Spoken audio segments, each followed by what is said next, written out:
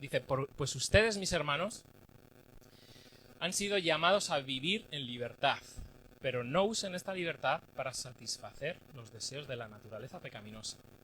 Al contrario, usen la libertad para servirse unos a otros por amor. Bueno, yo creo que nuestra sociedad la libertad es un valor, uno de los valores más grandes, ¿no? Hay otras sociedades que sacrifican su libertad por un bien común, ¿verdad? Pero en nuestra sociedad la libertad es algo importante, muy importante, ¿verdad? Que no haya nadie que pise mi libertad, mis derechos. Cristo nos hace libres y nos pide que utilicemos nuestra libertad, que en nuestra libertad sirvamos a otros por amor. Lo cierto es que es un mensaje muy en contra de lo que vemos hoy en día, ¿verdad? Porque veamos un partido u otro, yo siempre resumo como unos básicamente siempre están diciendo, es que sois unos vagos, es que no trabajáis, es que... Y los del otro lado diciendo, es que solo sabéis acabar dinero, ¿no? Básicamente es el discurso que predomina, ¿no? Y resulta que Cristo nos invita a, dentro de nuestra libertad, servir a otros por amor. Versículo 14. Dice, pues toda la ley puede resumirse en un solo mandato. Ama a tu prójimo como a ti mismo. Y esta, que es una frase que hemos escuchado mucho, ¿verdad? Yo creo que es una bomba, históricamente hablando. Nadie en la historia había dicho algo como lo que dijo Jesús. Yo me acuerdo, hay bueno, no sé si alguien... Yo no lo veo, Cuarto Milenio, bueno, de vez en cuando ahí en el trabajo, en el domingo, un rato muerto ahí, que si los ovnis, que no sé qué. Una vez Iker Jiménez dijo, este Jesús es tan raro, dijo cosas tan raras y tan extraordinarias, que estoy seguro de que es extraterrestre, o algo así decía, ¿no? No puede ser de esta tierra, ¿verdad? Y es una ley moral brutal y súper útil. Básicamente es hacer con los demás lo que quisiera que hicieran contigo. O sea, si alguna vez tienes duda de cómo tienes que tratar con una persona, como esto es algo tan práctico y tan fácil, cómo me debería de portar con esta persona, y luego lo vamos a seguir desarrollando.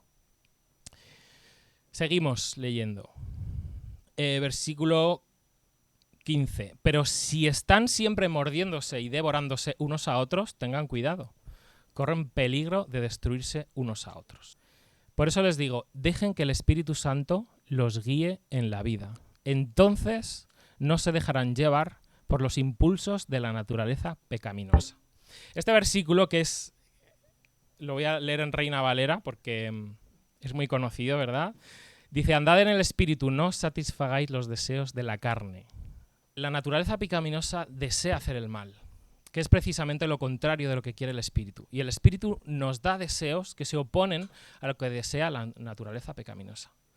Estas dos fuerzas luchan constantemente entre sí. Entonces ustedes no son libres para llevar a cabo sus buenas intenciones. Y como dice el anterior versículo, andad en el Espíritu. Es importante que tengamos en cuenta que debemos construir nuestra vida espiritual. Tenemos que tener en orden nuestra vida natural, evidentemente, nuestro trabajo,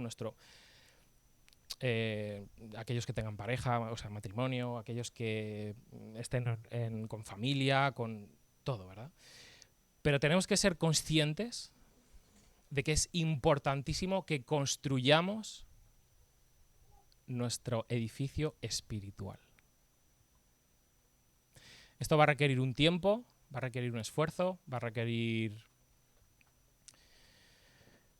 Vamos a seguir leyendo. Pero cuando el Espíritu los guía, ya no están obligados a cumplir la ley de Moisés.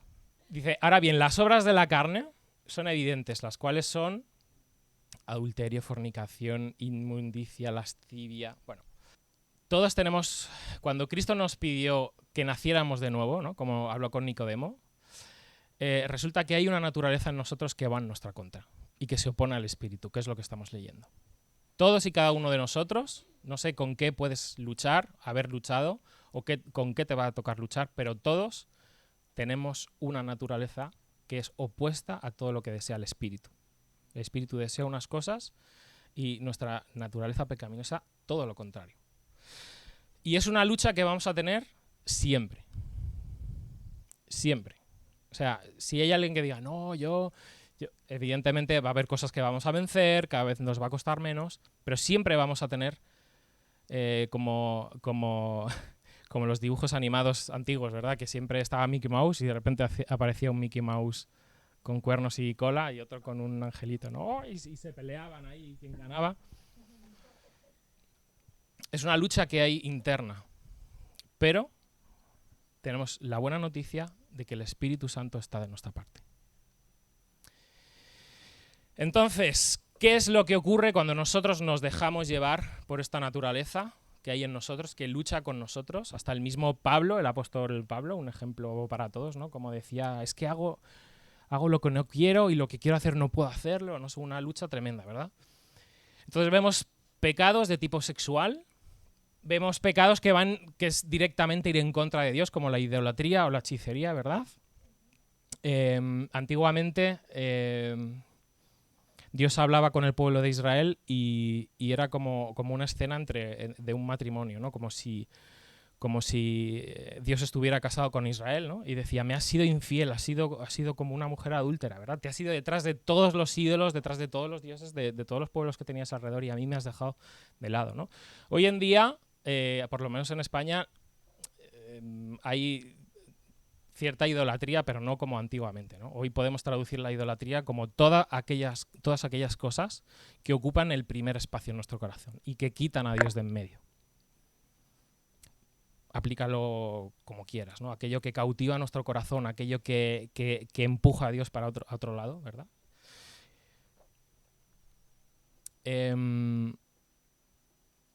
Cosas que ponen en evidencia que tienes un carácter que no puedes controlar, como la hostilidad. Vuelve, porfa. Gracias. Hostilidad, peleas, celos, arrebatos de furia, ¿no? ¿Habéis conocido a alguien hostil? Seguro que sí. Yo me acuerdo que en el instituto había gente a la que me daba miedo hasta acercarme, porque enseguida, ¿qué miras? Te reviento, ¿no? ¿Habéis conocido a alguien así? Pues yo sí. En plan, ostras, aquí, cuando eres pequeño eres más vulnerable, ¿no? Te lo encuentras por la calle o lo que sea y te vas para otro lado porque sabes que cualquier excusa para sacudirte o lo que sea, ¿no? Alguien hostil directamente, que te acercas y te muerde casi. Peleas, celos, arrebatos de furia, fruto de un carácter que no está bajo un control, ¿verdad? Y otros aspectos que nos dividen, ¿no? Como una ambición, el egoísmo, una discordia, división, envidia, cosas que nos dividen entre nosotros, ¿no? Que en una iglesia o en algún proyecto, ¿no? O en una empresa o en cualquier sitio, alguien que es extremadamente ambicioso, alguien que es envidioso, que siempre está hablando mal de para que el otro, haciendo bandos, ¿verdad? Y por último, pues bueno, tenemos las borracheras, fiestas desenfrenadas y otros pecados parecidos, ¿no?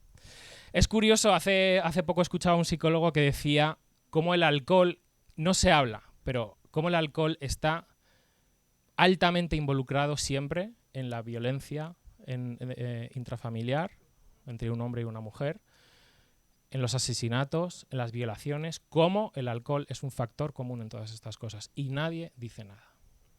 Nadie parece que... Como es una pérdida de control, bueno.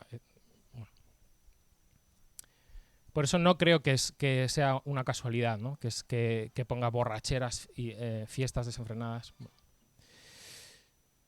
Seguimos leyendo. Dice, voy a leer mejor. Permítame repetirles lo que les dije antes. Cualquiera que lleve esa clase de vida no heredará el reino de Dios. Cualquiera que lleve esta clase de vida, cualquiera que practique estas cosas, ¿verdad? Yo creo que todos hemos luchado con o esto o algo parecido, ¿no? Una cosa es decidir arrepentirte y luchar contra algo en tu vida y que tardes tiempo, a lo mejor un cierto tiempo, en quitártelo de encima. Es una actitud diferente a practicar eso y se acabó. Y no querer y continuar en ese... como un hábito en tu vida, ¿no? Como una práctica que no quieres abandonar. Versículo 22. En cambio, la clase de fruto que el Espíritu Santo produce en nuestra vida es amor, alegría, paz, paciencia, gentileza, bondad, fidelidad, humildad y control propio. No existen leyes contra esas cosas. Pone el anterior, dice, el Espíritu Santo produce en tu vida. Por eso he dicho antes, es importante que edifiques tu vida espiritual, que estés en comunión con Dios, que te dediques a la lectura de la Biblia. Las cosas, los rudimentos, es verdad, es que me cuesta, es que... Sí, luego vamos a hablar un poco, pero todo tiene un precio, todo tiene un sacrificio, ¿no? Es que me cuesta, es que no la entiendo. Si haces el esfuerzo de interesarte, de leer, de buscar, entonces esa excusa te puedo asegurar que se irá. Es importante que pasemos tiempo con Dios, leyendo la palabra, orando en lenguas, aquellos que sepáis, que construyáis vuestra vida espiritual, porque el Espíritu Santo va a producir en vosotros estos frutos, que ahora vamos a hablar de ellos. Hay muchas veces que queremos abandonar un hábito, queremos dejar algo, ¿no? y empezamos a hacer cosas que está bien intentar luchar así contra esto, ¿no? Pues voy a dejar, voy a tirar el mechero, así no puedo encender el tabaco, bueno, mil atajos, ¿no? Para intentar quitarte algo de encima, pero luego, a la hora de la verdad de luchar contra eso, enciendes el cigarro con 2 piedras o lo que haga falta, ¿no? Te inventas. Edifica tu vida espiritual, porque Dios te va a llenar de unos frutos que tú no puedes producir o difícilmente podrías, y eso te va a ser un arma, una herramienta para poder luchar contra todo eso. Vamos a ver. Vamos a dividirlos en 3 grupos de 3, porque son 9, ¿vale? Y bueno, a ver si así de alguna forma podemos intentar que se nos quede, ¿no? Los 3 primeros tienen mucho que ver con Dios. El amor, la alegría y la paz. El amor ágape. Seguramente hayáis escuchado muchas veces que hay varios tipos de amor, el amor fileos, el amor... Pero el amor ágape es incondicional de parte de Dios. Fijaos cómo lo define la RAE, ¿no? La Real Academia Española. El amor, dice, sentimiento intenso del ser humano que, partiendo de su propia insuficiencia, necesita y busca el encuentro y unión con otro ser. Tiene mucho sentido, ¿verdad? Partiendo de mi insuficiencia, busco conexión con otro ser, ¿verdad? Pero sabes que Dios te ama no desde una insuficiencia de parte de Dios. El amor de Dios es incondicional. Sabes que yo, a raíz de tener un par de hijas con Bea, entiendes el amor desde otro lado, ¿no? Resulta que eres joven, estás con tu mujer, ¿no? Con Bea. Los dos tenéis trabajo, estáis tranquilos, disfrutáis del tiempo, puedes viajar. Fuimos a París, a Disneyland, fuimos después de casarnos, ¿no? Vivíamos en nuestro pisito pequeño, teníamos el trabajo, la cuenta bancaria, pues el dinerito iba creciendo porque no habíamos derrochado mucho. Todo súper bien, ¿no?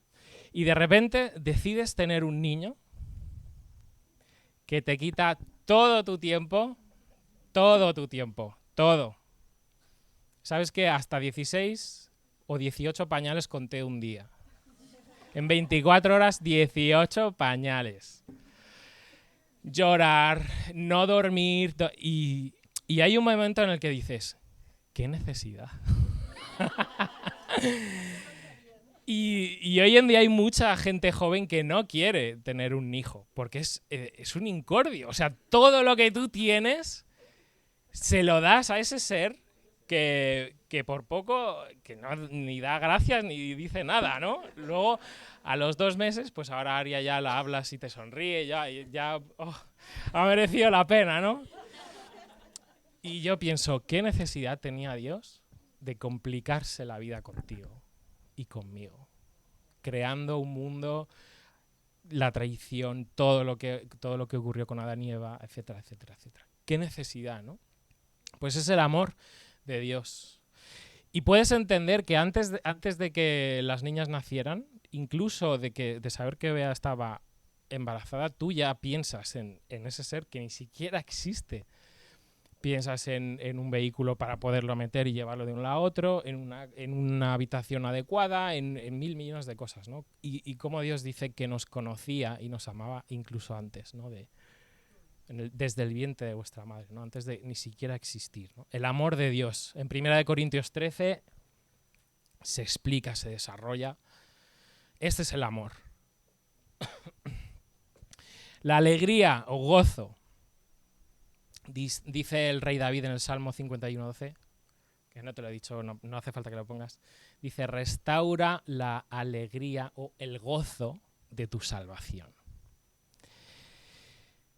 Dice Hebreos que Cristo soportó la cruz debido al gozo.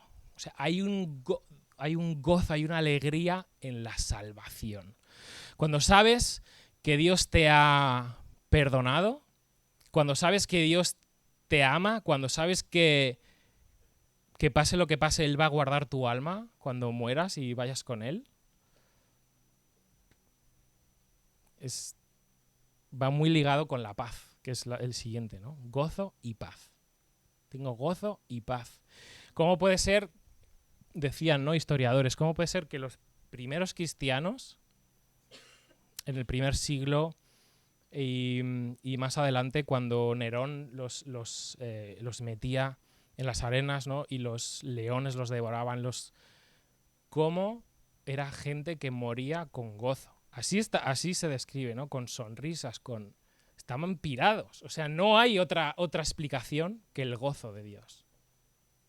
En la situación más adversa, más tremenda, saber tener el gozo y la paz.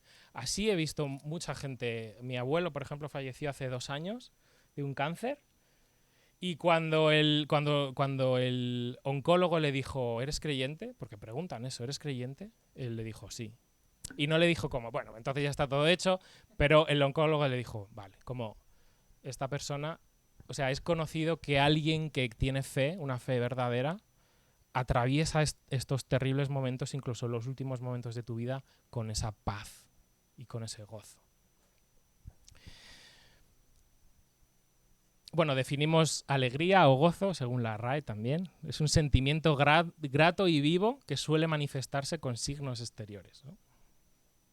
No, sí, yo soy alegre. ¿Habéis conocido alguna de esas personas que dices, es que, ¿por qué tengo que...? Es que no hace falta que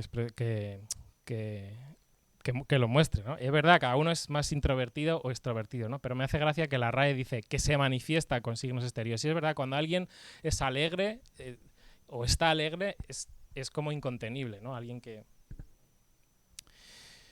La paz, que ya hemos hablado un poco de ella también, ¿no? Lo mismo. Cuando hubo una mujer pecadora que se acercó a Cristo cuando estaba con sus discípulos en casa de Simón, ella lloró en los pies de Cristo, los secó, y Cristo le dijo, cuando se fue, tus pecados son perdonados, vete en paz. Una paz que sobrepasa todo entendimiento, como dice la Biblia, ¿no? Cuando nuestros pecados son perdonados, cuando tenemos paz con nuestro Padre, ¿verdad? Seguimos. Definición de la RAE. Dice, en el cristianismo, es la 7ª acepción, pero bueno, en el cristianismo, sentimiento de armonía interior que reciben de Dios los fieles. Armonía interior, me parece una definición brutal. Armonía interior, ¿no? La paz. Bien, los siguientes 3, que podemos agruparlos porque, bueno, tienen que ver también con otras personas, ¿verdad?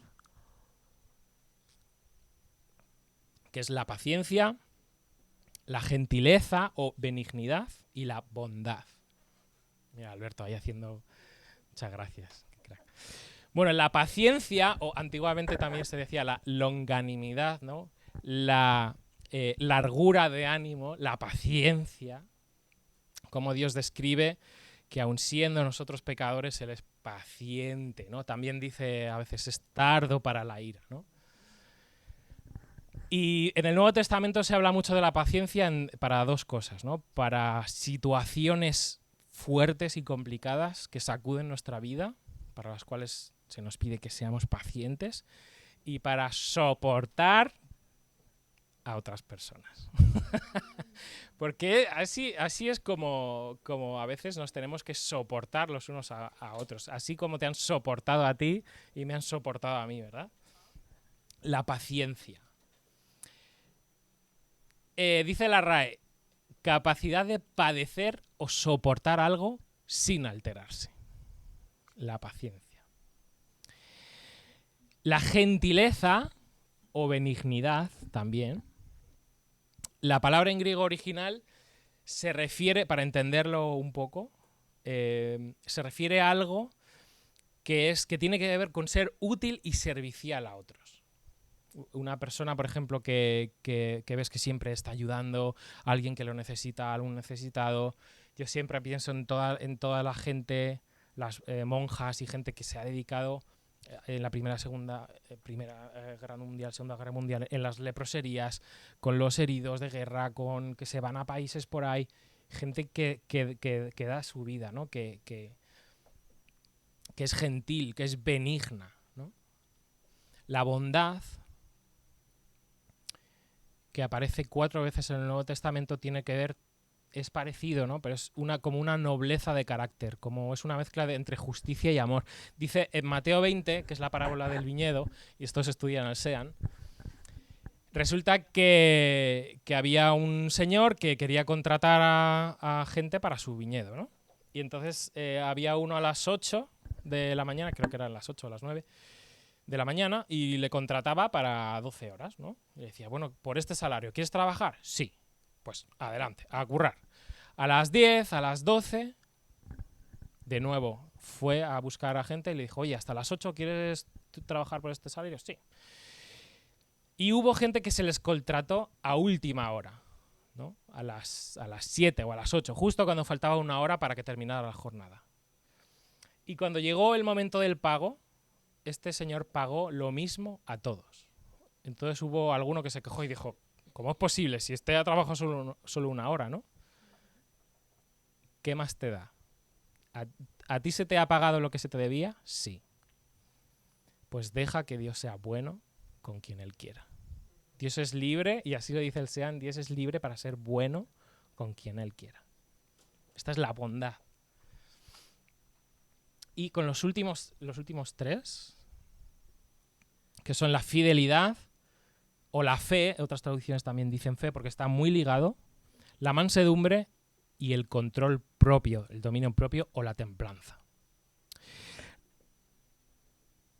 La fidelidad y la fe están muy ligados porque es credibilidad, es convicción.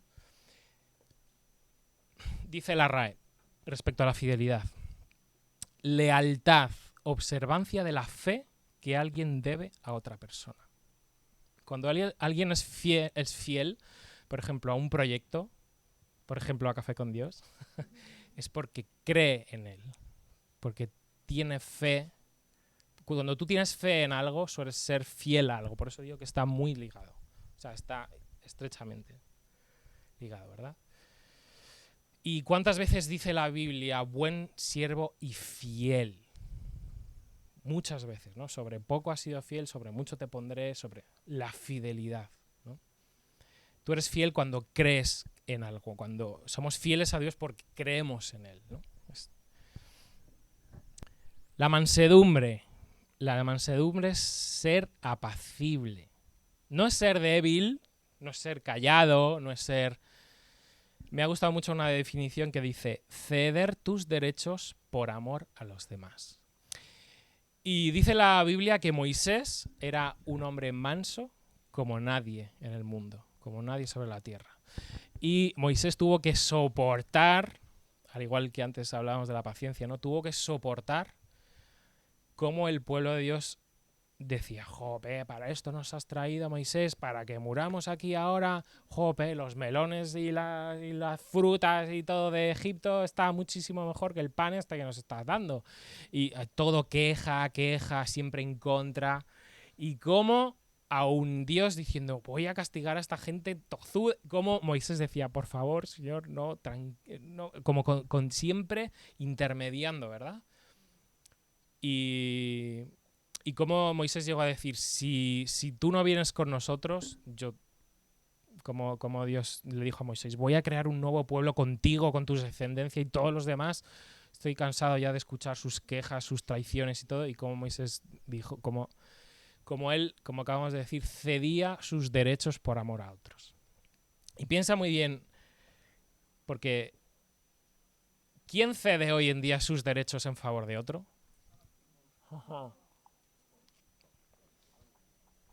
Pídele eso a alguien, no, hombre. Cede tus derechos. Atrévete a decirlo. Te van a funar, como dicen ahora, te voy a funar. Lo buscas. No, se refiere que como que te van a cancelar, pero a eso se refiere. Seamos mansos, ¿no? Y por último, dominio propio, templanza. La RAE dice que es moderación, sobriedad y continencia. Palabras que hoy cualquiera diría, vaya retrógrado. Pues sí. La moderación, la sobriedad y la continencia, el dominio propio. Como hemos visto antes, ¿cuántos pecados tienen que ver con esto? Con no saber controlar tu propio carácter. Cállate la boca, no seas el último en hablar. No podemos. ¿Cuántos hemos sido así? Tener la última palabra, que no se calla el niño. Mi madre, como vuelvas a hablar... En cuanto a la sexualidad también, continencia. Vaya. Lo dije la última vez que vine. Por fin, psicólogos, neurocientíficos hablan en contra de la pornografía. Cómo destruye el... es que no quiero decir cosas que no sean verdad, pero creo que era Orlando Bloom que dijo, llegó un punto en mi vida que con la pornografía que no era capaz de tener una amiga. Porque todo lo veía con ojos de sexo, con ojos de deseo, no era capaz de tener una amiga. Cómo dinamita tu cerebro, cómo tu sistema de dopamina se lo carga. El dominio propio es difícil. Pero por eso acabamos de leer, el Espíritu Santo va a producir en ti sus frutos. Y termina diciendo, no hay ley que se equipare con esto. No hay ley que vayan... No existen leyes contra estas cosas, ¿no? Si con estos frutos, por decirlo de alguna manera, ¿quién necesita una ley? Si tuviéramos todo esto en su pleno esplendor, cumplirías todas las leyes y más. Con amor, con fidelidad, con dominio propio, con etcétera, etcétera, ¿no? Y dice, versículo 24, los que pertenecen a Cristo Jesús han clavado en la cruz las pasiones y los deseos de la naturaleza pecaminosa y los han crucificado allí. Gálatas habla 3 veces de la crucifixión, ¿no? En el versículo en 2:20, que no te lo da Alberto, dice, mi antiguo yo ha sido crucificado con Cristo. Ya no vivo yo, sino que vive Cristo en mí. Otra crucifixión es esta. Los que pertenecen a Cristo Jesús han clavado en la cruz las pasiones y los deseos de la carne. Y en el 6:14 dice de nuevo, en cuanto a mí, nunca me jacte de otra cosa que no sea la cruz de nuestro Señor Jesucristo. Debido a esta cruz, mi interés por este mundo fue crucificado y el interés del mundo por mí también ha muerto. ¿Habéis visto a la gente esta de CrossFit? Que empieza, sin esfuerzo, como dice, sin esfuerzo no hay victoria.